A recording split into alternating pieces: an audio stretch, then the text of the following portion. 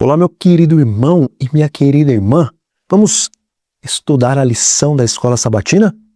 E na lição de hoje, você vai descobrir por que você pode ter a teologia mais perfeita do mundo, falar todas as línguas e até mesmo mover montanhas com a sua fé. Mas, se não tiver uma única coisinha, absolutamente tudo o que você fez será considerado zero para Deus. E a palavra de Deus nos diz assim: agora, pois, permanecem a fé, a esperança e o amor. Estes três, porém o maior deles é o amor. E meu amigo e minha amiga, se você quer continuar aprofundando o seu conhecimento na palavra do Senhor e não perder nenhum dos nossos estudos diários da lição da Escola Sabatina, então se inscreva agora mesmo aqui no canal, ok? E pense comigo. Por que Paulo coloca o amor acima da fé? Afinal, não é por intermédio da fé que somos salvos em Cristo? Mas repare bem, existe algo na própria essência do universo que torna o amor superior a qualquer dom. Aliás, na cultura antiga, existiam diferentes palavras para definir o que nós chamamos hoje de amor. Mas os escritores bíblicos escolheram um termo específico: ágape. Só o apóstolo Paulo usou essa família de palavras mais de 135 vezes em suas cartas, que equivalem mais ou menos à metade do Novo Testamento. Só que a gente costuma achar que o amor é apenas um sentimento, uma emoção passageira, um arrepio no coração. Mas na verdade, o amor bíblico nunca foi apenas uma emoção. É uma atitude de lealdade e também de escolha deliberada. E veja como isso muda tudo. A emoção depende de como os outros nos tratam, mas o amor verdadeiro depende apenas de quem é Deus em nós. Pois bem, na cidade de Corinto, a igreja tinha todos os dons espirituais possíveis e imagináveis. Tinha profecia, tinha conhecimento, tinha línguas, mas eles estavam divididos, brigando entre si e processando uns aos outros.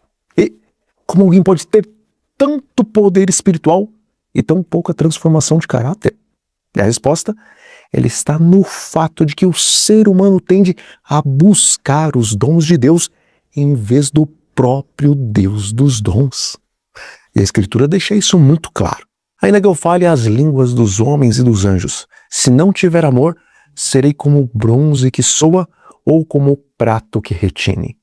E meu amigo, se você está gostando desse estudo e quer que mais pessoas recebam essa mensagem, então clica aí no botão de like logo aqui embaixo, porque isso vai ajudar muito a espalhar essa palavra para mais pessoas. E agora repare, no mundo romano antigo, os gongos de bronze e também os pratos barulhentos eram usados nos cultos pagãos para então tentar acordar os deuses.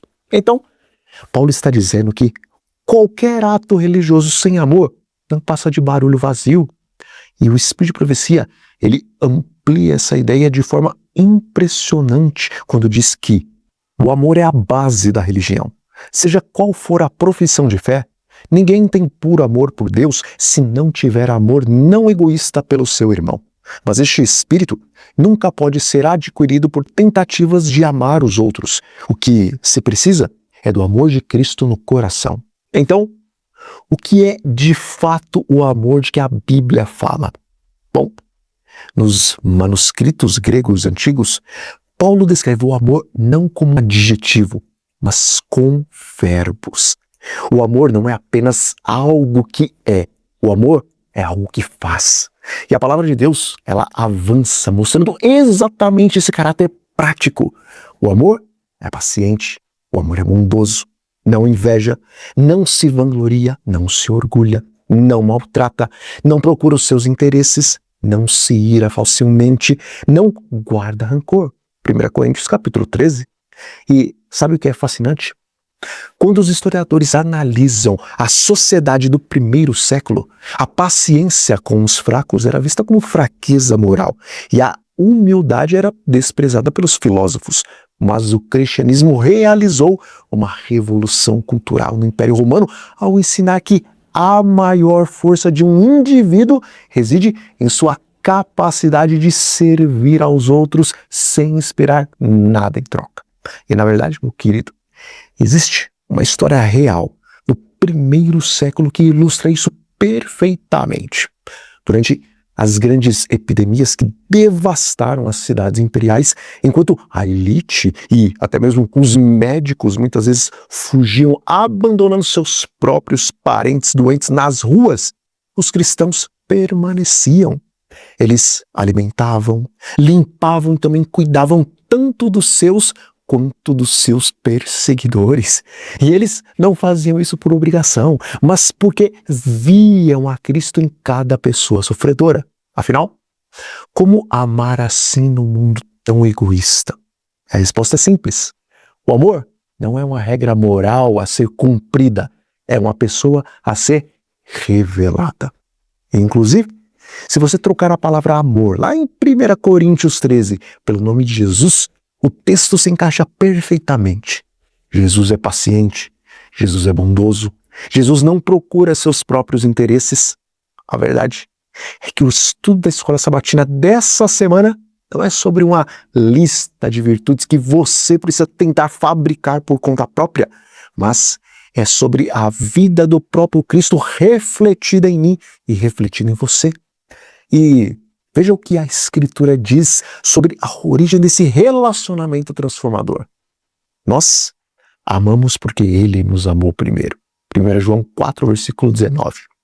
Amigo, nenhum ser humano consegue gerar esse amor de forma natural. Ele só nasce em nós quando nós contemplamos o sacrifício de Cristo na cruz. E repare que incrível. O Espírito de Profecia ele confirma exatamente essa verdade profunda ao declarar que o amor de Cristo é profundo e fervoroso, fluindo como uma corrente irresistível para todos os que o aceitam. Não há nele nenhum egoísmo. É a própria atmosfera do céu que os redimidos respiram e que os capacita a viver uma vida de contínua fidelidade. Daí vem a grande virada do nosso estudo. Você provavelmente começou esse estudo pensando que o tema de hoje era sobre ser mais caridoso ou mais bondoso no seu dia a dia. Não foi isso? Só que, na verdade, esse estudo nunca foi sobre o que você precisa fazer para Deus, mas era sobre o que o amor de Deus quer restaurar dentro de você. Por isso, o amor é o maior de todos.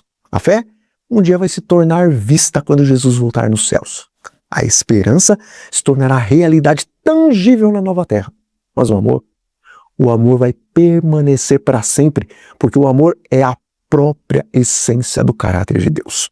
E a palavra, ela nos chama para essa decisão final hoje. Acima de tudo, porém, revistam-se do amor, que é o elo da perfeição. E o que tudo isso muda na sua e também na minha vida hoje? Meu amigo e minha amiga, muda tudo. Muda a forma como você responde a uma ofensa na sua casa. Muda como você trata seus colegas de trabalho e também como você serve na sua igreja local. Olha, o amor não é aquilo que você sente por alguém. O amor é o valor que você dá à alma desse alguém a ponto de refletir Jesus para essa pessoa. E que tal hoje mesmo? Você entregar seu coração totalmente a Cristo e permitir que Ele ame o mundo através de você. Bom, e antes de nós encerrarmos aqui, seja semelhante ao ceifeiro daquela parábola. Compartilhe esse vídeo agora mesmo aí nos seus grupos de redes sociais para que a semente da palavra alcance muitos corações, ok? Então, um grande abraço para você e até o nosso próximo estudo da Escola Sabatina.